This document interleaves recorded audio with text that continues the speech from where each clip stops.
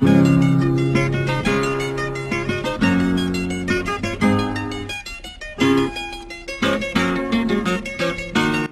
nos jours, bon nombre d'enfants doivent faire face à la séparation ou au divorce de leurs parents.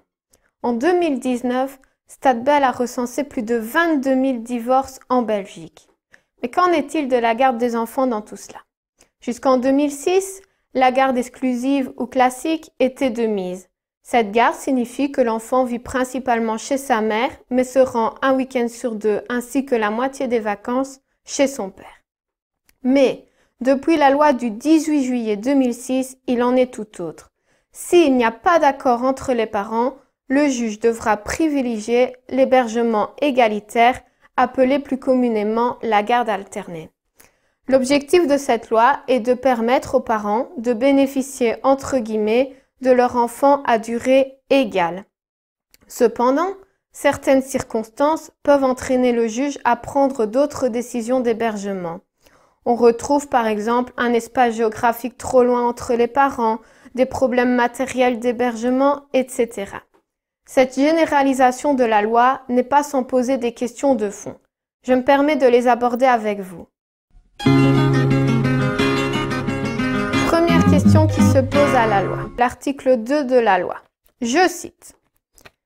À défaut d'accord en cas d'autorité parentale conjointe, le tribunal examine prioritairement, à la demande d'un des parents au moins, la possibilité de fixer l'hébergement de l'enfant de manière égalitaire entre ses parents. Ce qui prime ici est bien l'égalité entre les parents et non le bien de l'enfant. Certes, le législateur ne néglige pas le bien de l'enfant, mais le projecteur est d'abord orienté vers un traitement équitable entre les parents. Nous pouvons donc regretter que la priorité absolue de cette loi n'est pas le bien de l'enfant pris dans sa globalité.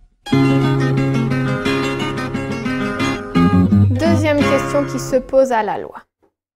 Selon un certain nombre de professionnels, notamment les pédiatres, desmarès et bergers, la garde alternée n'est pas sans conséquences négatives durant le développement de l'enfant.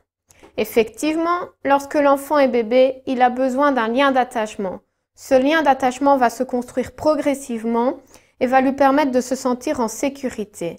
La figure attachante est souvent sa mère, non pas pour discriminer le père, mais la mère a un lien naturel envers le nourrisson.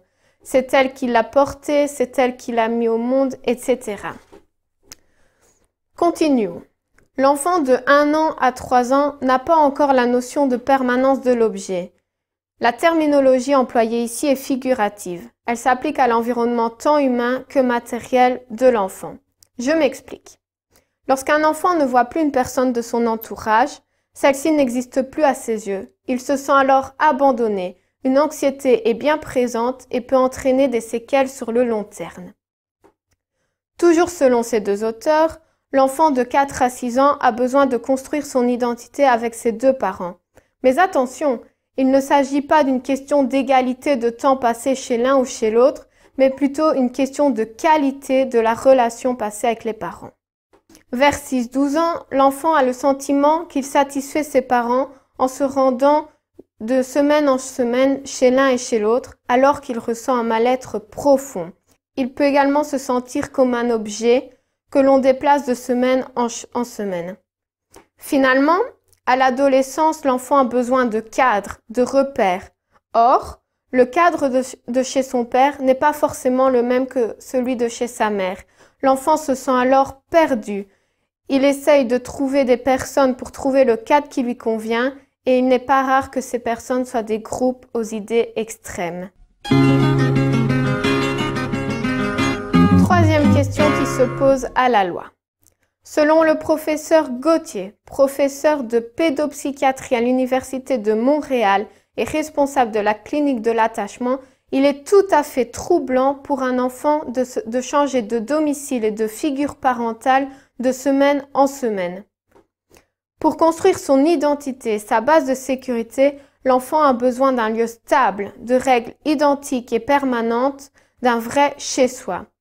Le professeur Gibello ajoute que si cette stabilité n'est pas de mise, l'enfant va dépenser toute son énergie à tenter de s'adapter au rythme changeant de sa vie au détriment de sa capacité à apprendre et à être curieux.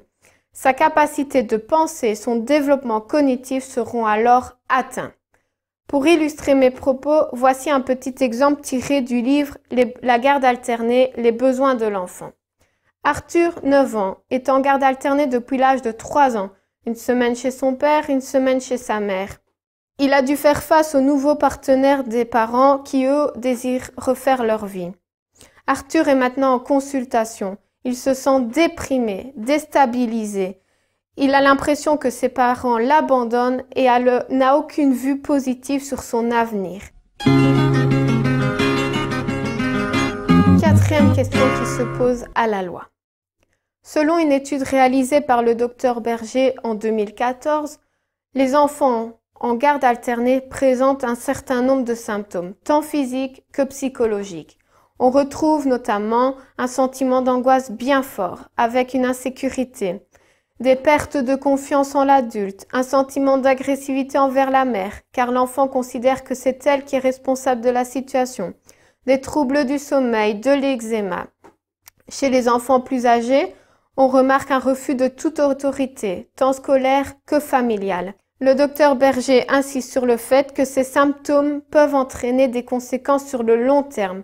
Par exemple, un enfant qui est séparé de sa mère de manière répétée pourra avoir des angoisses, voire une dépression chronique à l'âge adulte. La conjugaison de ces différents éléments m'invite à reconsidérer le bien fondé de la loi comme mode généralisé d'hébergement des enfants dont les parents sont divorcés ou séparés. Je vous remercie pour votre attention.